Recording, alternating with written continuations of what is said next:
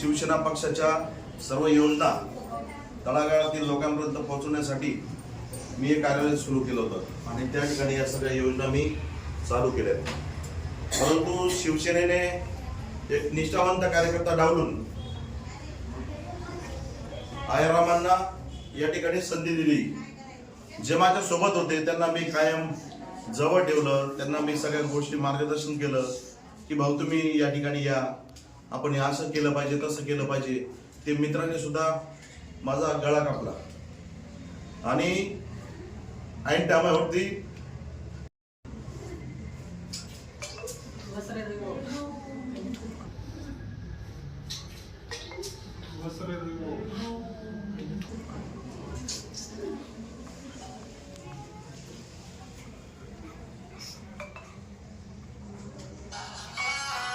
जे लोक आलेले हे माझ्यासाठी झालेले आहेत. तुम्ही यांच्या प्रतिक्रिया घेऊ शकता. यांनी मी पूर्ण सकुटुंब सपरिवार सपरिवार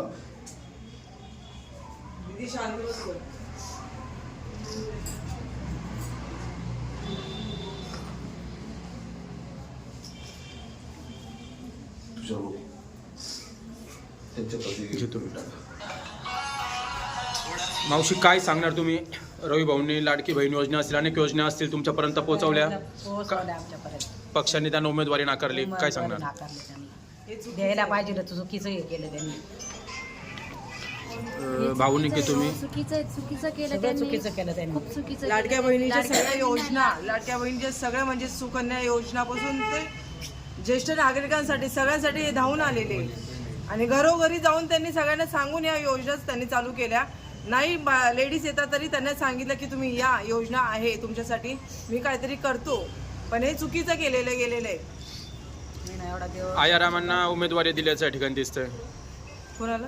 आयारामांना जे पक्षामध्ये पहिल्यापासून ऍक्टिव्ह नव्हते त्यांना या ठिकाणी पक्षाने उमेदवारी दिली, काय सांगणार? नाही नाही, हे चुकीचं आहे ना. ते त्यांना द्यायला, ज्यांनी कामं केले त्यांना द्या. लाडक्या बहिणीचं फक्त एकनाथ शिंदेमुळे आम्ही यांच्या पाठीशी उभे होतो. एकनाथ शिंदेने आम्हाला सांगितलं म्हणून आम्ही उभे होतो. ताई काय सांगणार तुम्ही? ताई भावनिक तुम्ही काय सांगणार? रवी देवरे यांना उमेदवारी नाकारली पक्षाने, काय सांगणार?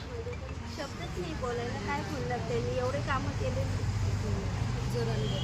त्यांना काम नाही, त्यांना द्यायलाच नाही पाहिजे. ज्यांचे आम्ही कधी चेहरेच बघितले नव्हते, हे दिवस रात्र फिरायचे आमच्यासाठी.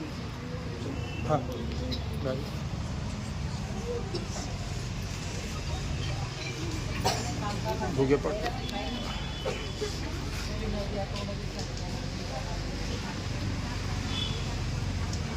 ताई काय सांगणार तुम्ही? उमेदवारी नाकारली पक्षाने रवी देवरे यांना. चुकीचं केलंय त्यांनी. रवी भाऊंना मिळायलाच पाहिजे होती उमेदवारी. त्यांनी लाडक्या बहिणींसाठी जे कार्य केले सगळ्या समाजाने बघितलंय. त्यांनी खूप चुकीचं काम केलेलं आहे आणि रवी भाऊंच्या मागे आमचा पाठिंबा होता आणि राहणारच. पण बाकी आम्ही मतदान देऊ त्यांना असं आम्हाला वाटत नाही. ताई भावनिक आहात तुम्ही, पक्षामध्ये तुम्ही ग्राउंड लेवलला काम करायचे, लाडकी बहीण योजना असतील, शासनाच्या अनेक योजना आपण घरोघरी पोहोचवल्या, पक्षाने ऐन वेळी आपली उमेदवारी नाकारली आहे, काय सांगणार? आता तुम्ही बघताय भाऊ, आपण शासनाच्या अनेक योजना तळागाळातल्या लोकांपर्यंत, बहिणी असतील, लाडक्या बहिणी असतील, लेक लाडकी योजना असेल, ज्येष्ठ नागरिकांसाठी योजना असेल, युवा युवतींसाठी योजना असेल, वयश्री योजना असेल, दिव्यांग अपंगांसाठी योजना असेल, अशा अनेक योजना आम्ही आमच्या जनसंपर्क कार्यालयात राबवल्या.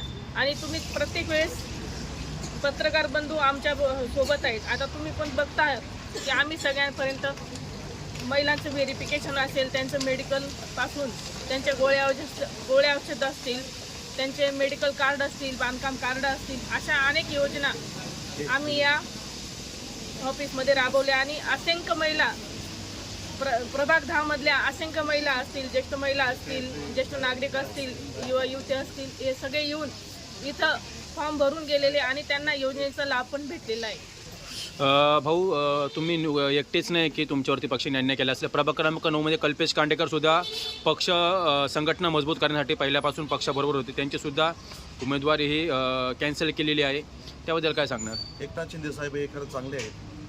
त्याच्याबरोबर जे नेते आहेत ते नेतेसुद्धा चांगले आहेत, परंतु प्रभागातील जे लोक असतील त्या लोकांच्या मनामध्ये काहीतरी आमच्याबद्दल वाईट भूमिका असेल, वाईट काहीतरी असेल, म्हणून त्यांनी एक मिटिंग घेतली आणि नवीन चेहऱ्याला संधी दिली. परंतु जुन्या व्यक्तीला जर सांभाळून घेतलं असतं, माझ्यासारखा गरीब व्यक्ती जर तुम्ही सांभाळला असता तर निश्चितच तुम्हाला मदत झाली असती.